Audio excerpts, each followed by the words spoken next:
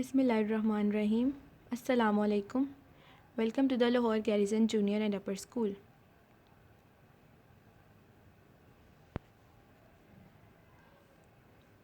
Ninth class जो आज हम जनरल साइंस का अपना टॉपिक पढ़ने जा रहे हैं उसका नाम है वाटर एज यूनिवर्सल सॉल्वेंट।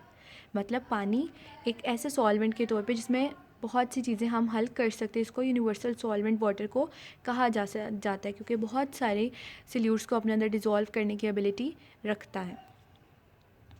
सबसे पहले हम इसकी प्रॉपर्टी नंबर 1 इसकी देखेंगे। It dissolves a variety of substances. जो वाटर है ना, बहुत वेराइटी ऑफ सब्सटेंसेस को अपने अंदर डिज़ोल्व कर लेता है। मतलब बहुत मुख्तलिफ़ इक़साम की चीज़ों को अपने अंदर डिज़ोल्व करने की एबिलिटी ये रखता है। जिस तरह से शुगर होती है, जिस तरह से सॉल्ट होता है, डिफरेंट काइंड्स के सब्सटेंसेस हैं ये। लेकिन क्या है कि दोनों ही पानी के अंदर हल हो जाते हैं। इसके अलावा अगर हम कोई सिरप टाइप यूज़ करते हैं किसी चीज़ को, जिस तरह से कोई शरबत वगैरह यूज़ करते हैं, या कोई और चीज़ अगर हम वाटर के अंदर कलर्स यूज़ करते हैं, फूड कलर्स वगैरह या कुछ इस तरह से, सारी चीज़ें इसके अंदर डिज़ोल्व करने की वाटर अपने अंदर एबिलिटी रखता है। सेकेंड पॉइंट इसका ये है, it is extensively used as solvent. अब इस पॉइंट को समझने के लिए सबसे पहले आपको सोल्यूशन का पता होना चाहिए कि सोल्यूशन क्या होता है।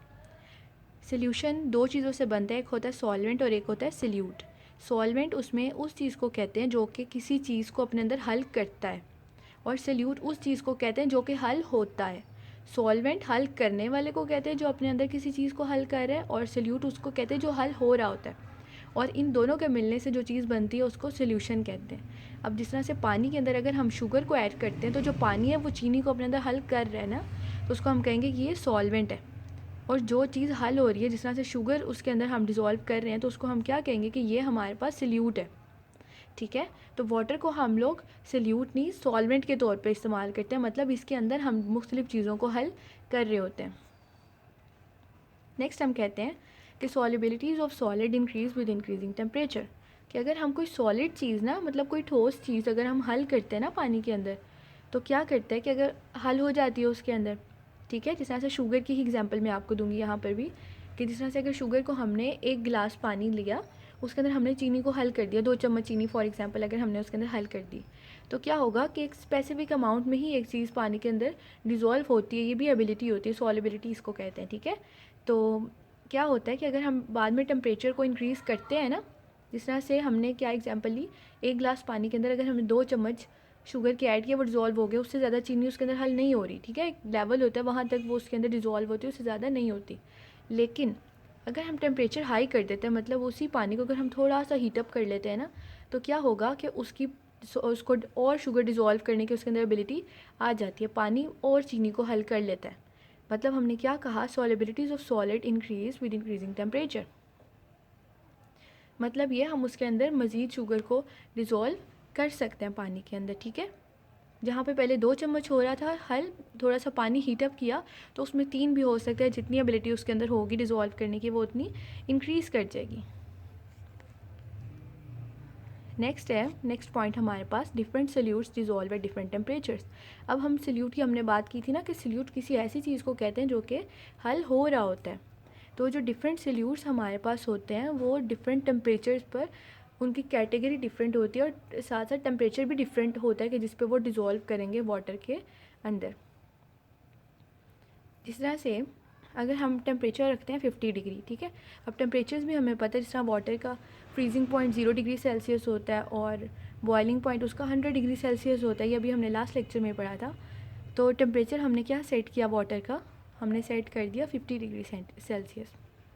और हमने वाटर की क्या अमाउंट ली, हमने वाटर की अमाउंट ली 100 ग्राम्स। ठीक है, हमने फिर इसके अंदर अब सोल्यूट्स को ऐड करना है। याद रखिएगा, सोल्यूट्स वो चीज़ है जो कि हम सॉल्वेंट के अंदर ऐड करते हैं। ठीक है, तो यहाँ पे सॉल्वेंट हमारे पास क्या है, वाटर, और उसकी अमाउंट हमने क्या ली है, उसकी अमाउंट हमने ली है 100 ग्राम्स।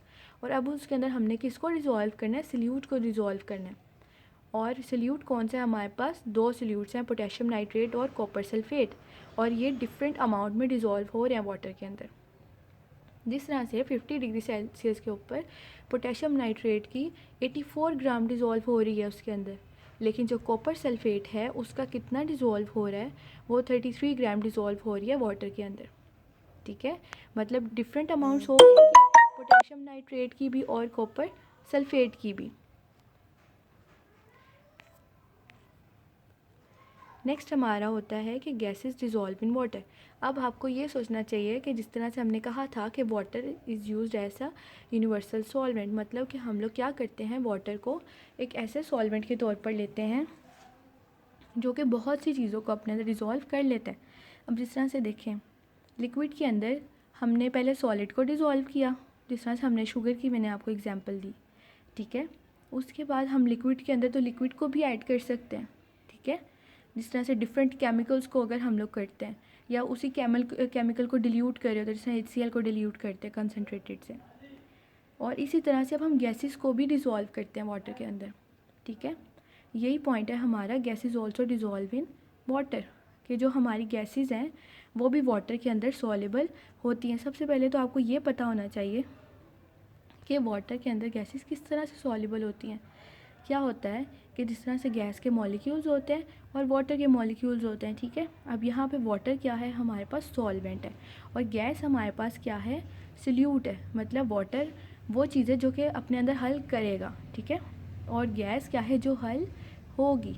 तो क्या है इसके अंदर कि gases also dissolve in water, gases पानी के अंदर हल होने की एबिलिटी रखती हैं। गैसेस को हम वाटर के अंदर डिज़ोल्व कर सकते हैं। अब कैसे डिज़ोल्व होती हैं, जिस तरह से अब वाटर है ना, तो वाटर के मॉलिक्यूल्स होते हैं, इसी तरह से गैस है, गैस के भी मॉलिक्यूल्स होते हैं। अब इन मॉलिक्यूल्स के दरमियान में अट्रैक्शन होती है, ठीक है। अब ये इंटरेक्ट कर रहे होते हैं आपस में, जिसकी वजह से ये जुड़ के रहते हैं, तो ये क्या होता है कि ये डिज़ोल्व हो जाती है, ठीक है। इस तरह से गैस वाटर के अंदर डिज़ोल्व हो जाती है। अब कौन कौन सी गैसेस डिज़ोल्व होती हैं उनकी एग्जांपल्स देखेंगे हम। Examples of such gases are oxygen, hydrogen, nitrogen and carbon dioxide.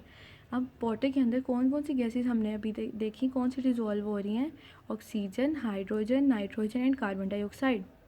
मतलब ये गैसेस पानी के अंदर डिज़ोल्व हो जाती हैं। अब जिस तरह से आपको पता है, जिस तरह से दरिया में मछलियाँ होती हैं, अब वो किस तरह से सांस लेती हैं, कौन सी गैस इनहेल करती हैं, आप सबको पता है ऑक्सीजन इनहेल करती हैं, वाटर के अंदर से ही इनहेल कर रही होती हैं, सांस ले रही होती हैं वो।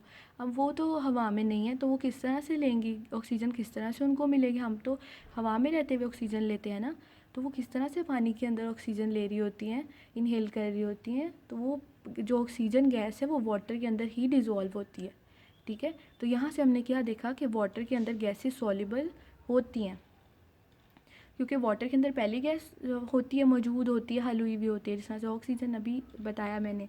तो क्या होता है कि फ़िश वहाँ से अपनी गैस इनहेल कर लेती है।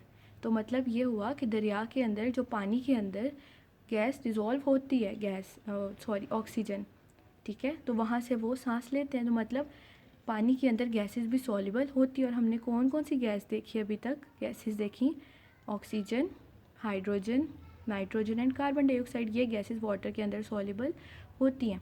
अब पहले हमने सॉल्युबिलिटी को देखा।